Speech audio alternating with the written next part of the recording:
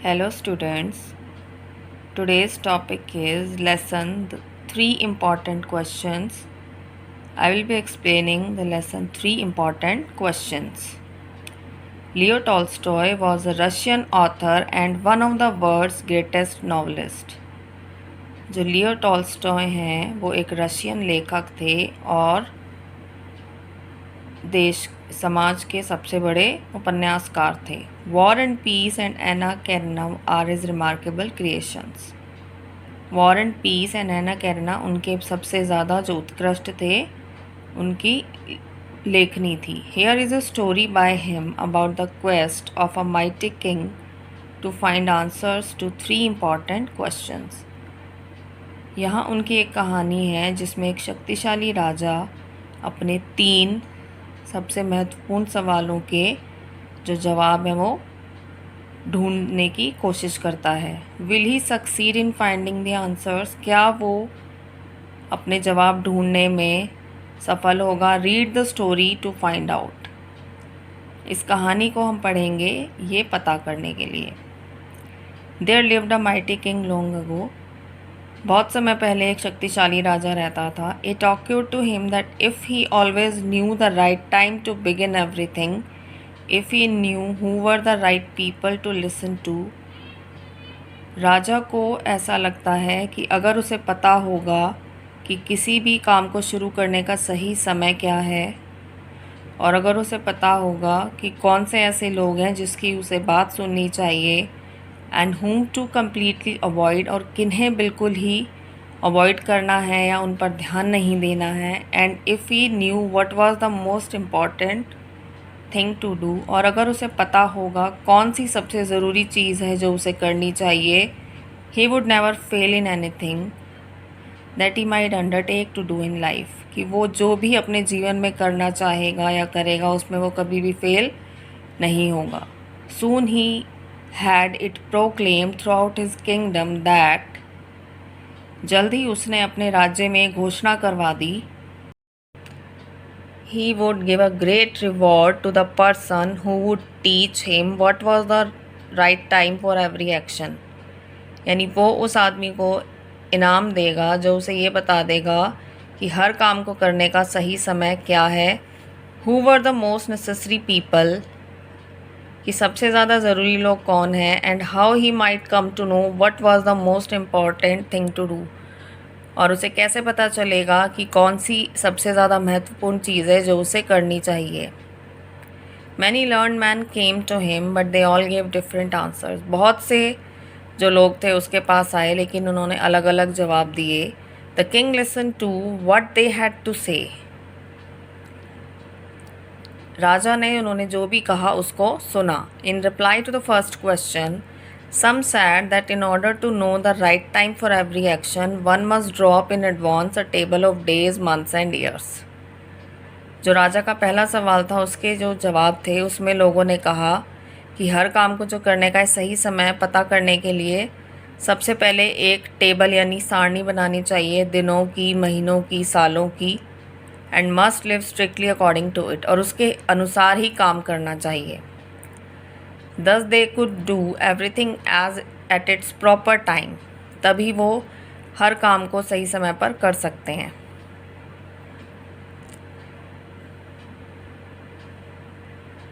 Others declared that it was impossible to decide beforehand the right time for every action.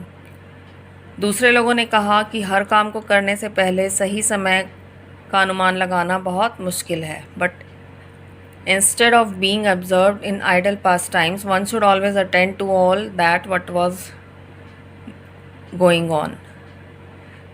बजाय इसके कि लोग अपना व्यर्थ में समय बर्बाद करें, हमेशा आपको उस पर ध्यान देना चाहिए जो आपके साथ होने जा रहा है. And do what was required to be done. और सबसे पहले वो काम करना चाहिए जो ज़रूरी हो. Others insisted that in spite of being very attentive, it was impossible for the king to decide the right time for every action. इस तरह राजा के लिए जो अपने सवाल का जवाब था वो ढूंढना बहुत मुश्किल था. राजा अपने इस सवाल का जवाब नहीं ढूंढ पा रहा था कि किसी काम को करने का सही समय क्या है। In fact he should have a council of wise men to help him fix the proper time for every action. उसके पास वास्तव में उसे एक काउंसिल की यानी एक पार्षद की स्थापना करनी चाहिए, बुद्धिमान लोग हों जिसमें, जो उसे सही समय बता सकें हर काम को करने के लिए। Some thought it was not practical as some things could not wait to be brought up before a council। कुछ लोगों ने कहा कि ऐसा हो नहीं सकता क्योंकि हर सवाल को आप काउंसिल मेंबर्स तक नहीं लेके जा सकते एंड नीडेड डिसीजंस इमीडिएटली। कुछ ऐसे काम होते हैं जिनके जो आपको निर्णय हैं वो तुरंत करने होते हैं, तो उन कामों के लिए इतना समय नहीं होता कि आप उन्हें उन लोगों तक लेके जा सकें जिनसे आपने उनके बारे में सलाह करनी है। Others felt that only magician should be consulted as they had the ability to know beforehand what was going to happen. कुछ ने बताया कि उन्हें जादूगर से कंसल्ट करना चाहिए क्योंकि जादूगर ही है जिनमें ये योग्यता होती है कि बता सकें पहले ही कि क्या होने वाला है।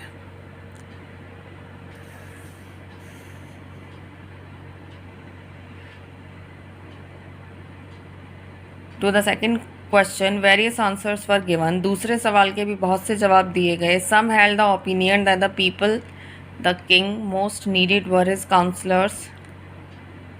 कुछ लोगों ने कहा कि जो राजा है उसके लिए ज़रूरी लोग हैं उसके काउंसलर्स हैं, जो जो उसके पार्षद हैं। Other said the priest. कुछ ने कहा जो प्रीस्ट हैं। सम सेड द डॉक्टर्स। कुछ ने कहा जो डॉक्टर्स हैं वो ज़्यादा इंपॉर्टेंट है। While some said the warriors. उसने कहा, कुछ लोगों ने बोला जो योद्धा हैं जो युद्ध करते हैं वो ज़्यादा महत्वपूर्ण है। To the third question as to what was the most important occupation, some insisted that science was the most important thing in the world. जब ये सवाल किया गया कि सबसे ज़्यादा महत्वपूर्ण जो कार्य है वो क्या है, तो कुछ लोगों ने उसमें साइंस यानी विज्ञान का नाम लिया। Others maintain it was skill in warfare and others said religions. कुछ लोगों ने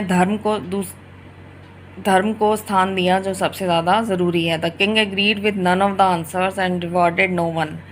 राजा किसी भी सवाल के जवाब से संतुष्ट नहीं हुआ और उसने किसी को भी कोई इनाम नहीं दिया।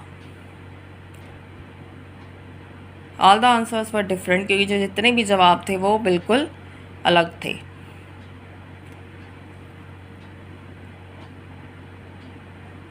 He made up his mind to go to a hermit who was known far and wide for his wisdom। अब राजा ने अपना जो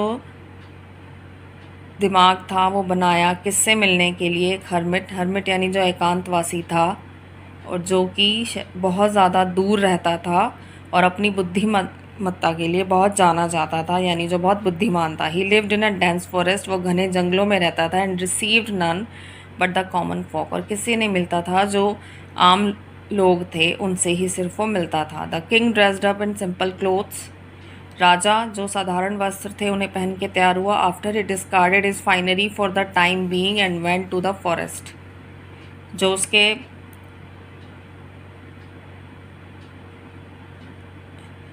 राजा जो जेवर और जिस तरह के कपड़े पहने रहता था उसने उतार दिया और जो साधारण वस्त्र थे वो पहन के गया, क्योंकि जो वो हर्मिट यानी जो एकांतवासी थे वो सिर्फ साधारण लोगों से ही मिलते थे। ही डिसमाउंटेड फ्रॉम हिज हॉर्स, वो अपने घोड़े पर से उतर गया। लीविंग हिज बॉडीगार्ड बिहाइंड, उसने जो उसका अंग रक्षक था उसको भी पीछे छोड़ दिया। He went alone to see the hermit, वो अकेला ही जाता है उस एकांतवासी से मिलने। When the king approached the hermit greeted him but continue to dig the ground in front of his hut. जब राजा वहाँ पहुँचता है, जो हर्मिट है वो उससे मिलते हैं, लेकिन जो अपना वो काम कर रहे थे गड्ढा खोदने का वो उसे करता रहता है। Being frail and weak he breathed heavily as he stuck the spade into the soil each time. वो बहुत देर से ये काम कर रहे थे, इसीलिए वो बहुत ज़्यादा कमज़ोर और थके हुए थे और बहुत तेज़ी से वो सांस ले रहे थे। जैसे ही वो मिट्टी में गड्ढा खोदने के लिए अपना फावड़ा डालते थे वो बहुत थके हुए थे, इसलिए बहुत तेज़ी से सांस ले रहे थे। The king said to him, I have come to you to see answer to some important questions that have been bothering me. Firstly, how can I do the right thing at the right time? अब जो राजा है वो उनसे पूछता है, मैं आपसे कुछ सवालों के जवाब जानने के लिए आया हूँ। वो कहता है सबसे पहले मैं कैसे पता कर सकता हूँ कि सही समय क्या है काम को करने का। Secondly, who are the people I need the most, और सबसे ज़्यादा ज़रूरी लोग कौन से हैं। And to whom I should pay more attention, और किसकी तरफ मुझे सबसे ज़्यादा ध्यान देना चाहिए। Lastly, what affairs are most important and need my immediate attention, और कौन से कार्य ऐसे हैं जिन्हें मुझे सबसे पहले करना चाहिए। The wise hermit did not reply but continue digging the soil. जो बुद्धिमान एकांतवासी था उसने कोई जवाब नहीं दिया, और जो गड्ढे खोदने का काम कर रहा था मिट्टी में वो उसे करता रहा। द किंग फर्दर सैड, राजा ने फिर से कहा, let me dig the soil for you as you look tired, कि मैं तुम्हारे लिए इस मिट्टी में खोद देता हूँ क्योंकि तुम बहुत थके हुए हो। The hermit gave him the spade and sat down after thanking the king. जो एकांतवासी था उसने अपना फावड़ा था उसको दे दिया और वो नीचे बैठ जाता है, राजा को धन्यवाद देता है। After a while when he had dug two beds the king repeated the question but the hermit kept quiet. जब राजा उसके अंदर 2 क्यारियाँ खोद देता है मिट्टी में, उसके बाद वो फिर अपने सवाल रिपीट करता है, लेकिन जो हर्मिट था, जो संत था, वो कोई जवाब नहीं देता। Hours passed and the sun was about to set. बहुत से घंटे जो थे वो गुजर गए, बहुत समय व्यतीत हो गया। अब जो सूरज था वो छिपने लगा था। The king looked at the hermit and said, I came to you for answers to my questions. अब जो राजा है वो संत की तरफ देखता है और कहता है कि मैं तुम्हारे पास अपने सवालों के जवाब जानने आया हूँ। If you can not give me any do tell me, अगर तुम मुझे जवाब नहीं दे सकते तो मुझे बता दो। आई विल रिटर्न होम, मैं घर वापस चला जाऊँगा। द हर्मिट सडनली स्पोक, जो संत था वो फिर अचानक से कहता है, here comes a man running, कि एक आदमी दौड़ता हुआ आ रहा है। Let us see who he is, आओ हम देखते हैं वो कौन है। The king turned around and saw a man running towards them. राजा पीछे मुड़ के देखता है तो एक जो आदमी था वो दौड़ता हुआ उनकी तरफ आ रहा था, आउट ऑफ द वुड, लकड़ियों में से। He held his stomach tightly with blood oozing out and fell down moaning with pain. उसने अपने पेट को बहुत कस के पकड़ रखा था जिसमें से खून बह रहा था, और वो दर्द से कराहते हुए ज़मीन पर गिर जाता है। The king and the hermit immediately tried to help him. राजा और वो जो संत था वो उसको मदद करते हैं। The king quickly cleaned his wound and bandaged it. जो राजा है वो उसके घाव को साफ करता है, उस पर पट्टी बांध देता है। The man revived after some time and was taken in to the hut. थोड़े समय बाद जो था वो आदमी, उसे होश आता है और उसे झोपड़ी में ले जाया जाता है। After a night's peaceful sleep when he awoke he saw the king was also awake. जब रात को वो सो जाता है और फिर उसकी आंख खुलती है तो वो देखता है कि जो राजा है वो भी जगा हुआ था। The bearded man said in a pleading tone, forgive me O mighty king. जो आदमी था,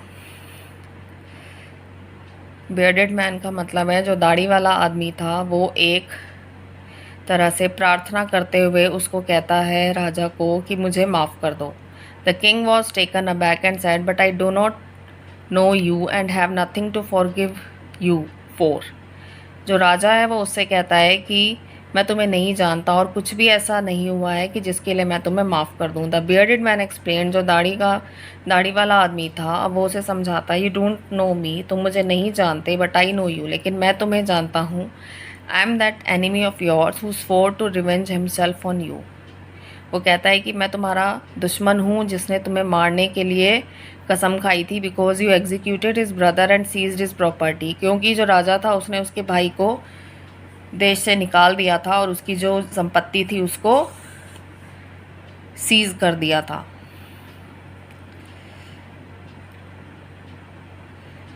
I knew you had gone alone to see the hermit, मुझे पता था तुम संत से मिलने अकेले जा रहे हो। And I resolve to kill you on your way back, और कि मैंने कसम खाई थी कि तुम्हारे वापस आते वक्त मैं तुम्हें जान से मार दूंगा।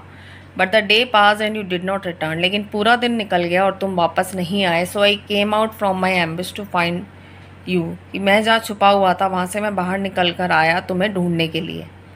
And I came upon your body guards, और मैं तुम्हारे जो अंगरक्षक थे उनके पास पहुँचा। एंड दे रिकोगनाइज्ड मी, उन्होंने मुझे पहचान लिया। एंड वाउंडेड मी, उन्होंने मुझे घायल कर दिया। आई एस्केप फ्रॉम दैम, मैं उनसे बच के भागा। But should have bled to death, लेकिन मैं इतना खून बह रहा था उससे शायद मेरी मौत हो जाती। Had you not dressed my wounds, अगर तुमने मेरे ज़ख्मों पर पट्टी नहीं बांधी होती तो शायद मैं मर गया होता। I wished to pay you and you have I wish to kill you and you have saved my life, मैं तुम्हें जान से मारना चाहता था लेकिन तुमने मेरा जीवन बचाया। Now if I live and if you wish it I will serve you as your most faithful slave and will bid my sons to do the same, forgive me. क्योंकि तुमने मेरा जीवन बचाया है, अब मैं जब तक जीऊँगा मेरी ये इच्छा है कि मैं तुम्हारा एक वफ़ादार नौकर बन के तुम्हारी सेवा करूं, और मैं अपने जो बेटे होंगे उनसे भी ऐसा ही करने को कहूँगा, मुझे तुम माफ़ कर दो।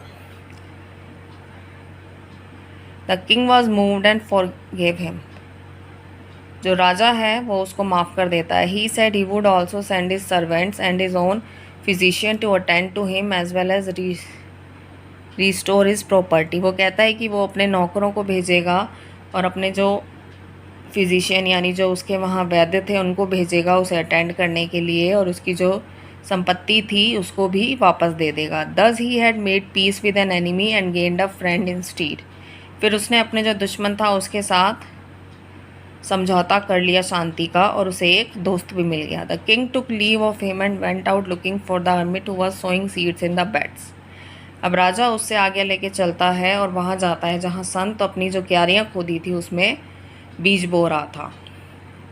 The king said to him, राजा उससे कहता है, I pray you to answer my question wise man, कि जो बुद्धिमान व्यक्ति, मैं तुमसे फिर से प्रार्थना करता हूँ कि मेरे सवालों का जवाब दो। The hermit looked at him and said, you have already been answered, जो संत है वो उसको देख के कहता है कि तुम्हें वापस पहले ही से ही जवाब मिल चुका है। आई नो फॉर सर्टेन, कि मुझे पूरा यकीन है कि तुम्हें जवाब मिल चुका है। If you had not dug these beds and gone your way that man would have tried to kill you, कि अगर तुमने ये क्यारियाँ नहीं खोदी होती और तुम वापस चले जाते तो उस आदमी ने तुम्हें मार दिया होता।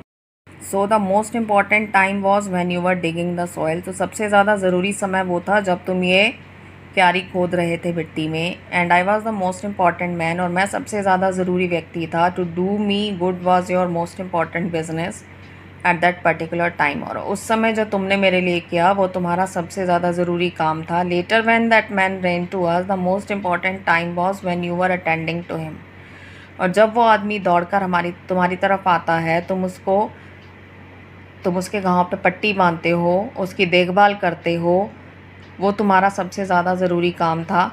He would have died without having made peace with you, अगर तुम उसकी देखभाल नहीं करते तो वो मर जाता तुम्हारे साथ समझौता किए बिना। So he was the most important man and all that you did for him was the most important business, यानी वो सबसे ज़रूरी आदमी था तुम्हारे लिए, और जो उसके लिए तुमने किया वो सबसे ज़रूरी काम था। Remember a few important things always, कुछ बातें हमेशा याद रखो। There is only one time that is important now, यानी सबसे ज़रूरी समय है अब। It is the most important time since it is the only time when we have any power, सबसे ज़रूरी समय है अब क्योंकि ये सबसे शक्तिशाली समय है। The most important man is he with whom you are, सबसे ज़्यादा ज़रूरी आदमी कौन है, जिसके साथ तुम हो। For no man knows whether he will ever have dealings with any other person and what is most necessary is to do him good, क्योंकि नहीं पता कि दोबारा हम उससे मिल पाएंगे या नहीं, और सबसे ज़्यादा ज़रूरी काम है जिसके साथ आप हो उसके लिए अच्छा करना। Because for that purpose alone was man sent in to this life, क्योंकि सिर्फ उसी एक उद्देश्य के लिए वो इस इंसान को तुम्हारे पास भेजा जाता है। The king bowed with respect as he had got the correct answers to his questions and took leave of the hermit, जो राजा है वो अपना सिर झुकाता है संत के सामने, क्योंकि उसे अपने जवाब मिल चुके थे, सभी सवालों के सही जवाब मिल गए थे, और उसे आगे लेके चला जाता है। So this chapter is complete now. I hope this video will help you. Thank you.